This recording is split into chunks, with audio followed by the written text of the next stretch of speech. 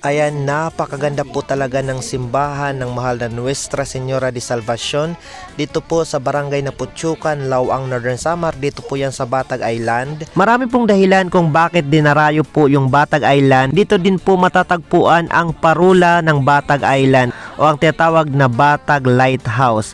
Nariyan din po ang talagang nagagandahan pong mga beaches ng isla na talaga naman pong umaakit po sa mga turista. So ayan guys, hi Bibi.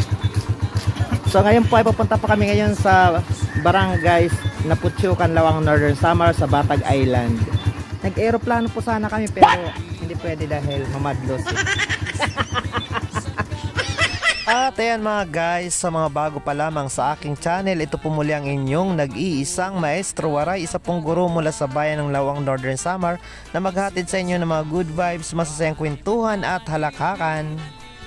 At ayan mga guys, wow, ayan oh, napakaganda, napakabanayad po ng tubig. At ayan mga guys, nandito na po tayo ngayon sa pantalan ng Barangay Aruganga, Lawang, Northern Samar, kung saan po dito po tayo sasakay sa bangkang dimotor papunta po doon sa Batag Island, doon po sa simbahan ng mapaghimalang simbahan ng mahal na Nuestra Señora de Salvacion.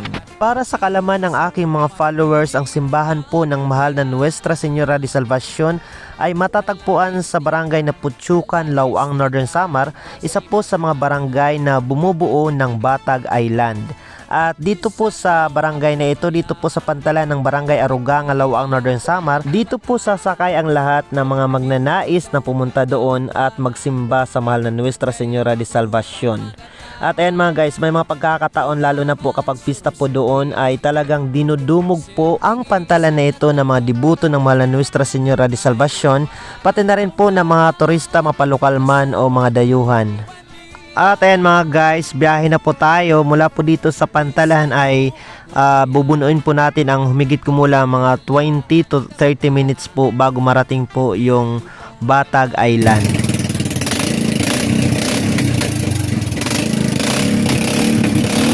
Marami pong dahilan kung bakit dinarayo po yung Batag Island. Bukod po dun sa mapaghimalang simbahan ng mahal na Nuestra Señora de Salvacion, dito din po matatagpuan ang parula ng Batag Island. Ayan, ang buong bayan ng Lawang, Northern Samar o ang tinatawag na Batag Lighthouse. Nariyan din po ang talagang nagagandahan pong mga beaches ng isla na talaga naman pong umaakit po sa mga turista. Ayan, mapalokal man po o mga dayuhan. Ayan mga guys, ang kasama ko pala dito sa biyahe ni Drew. Dito sa aming biyahe ay ang nanay kong nagpariband, ang aking daddy at syempre ang aking mga kapatid at ang aking asawa at anak. At ayan mga guys, sa wakas nandito na po kami ngayon sa pantalan ng Batag Island, ang barangay na Putsukan, Lawang, Northern Samar. At ayan mga guys, shoutout nga pala dito sa makinista ng ating sinakyang motor. At nandito na po tayo mga guys, pupunta na po tayo dito sa kanilang simbahan. Syempre mga guys, bago tayo tumuloy sa simbahan, bumili muna kami ng kandila. At ayan, mega love shoutout kay ating tindera. Ayan, napakaganda po talaga ng simbahan ng mahal na Nuestra Señora de Salvacion dito po sa barangay na Putsukan, Lawang, Northern Samar. Dito po yan sa Batag Island. Pero higit po sa pisikal na kagandahan ng simbahan, ang talaga pong dinarayo dito ay ang mapaghimalang Nuestra Señora de Salvacion. Ayan, daghang salamat sa inyong panonood at sa inyong walang sawang suporta sa inyong nag-iisang Maestro Waray. Hanggang sa susunod na vlog, yes, yo, break it down yo. Thank you so much.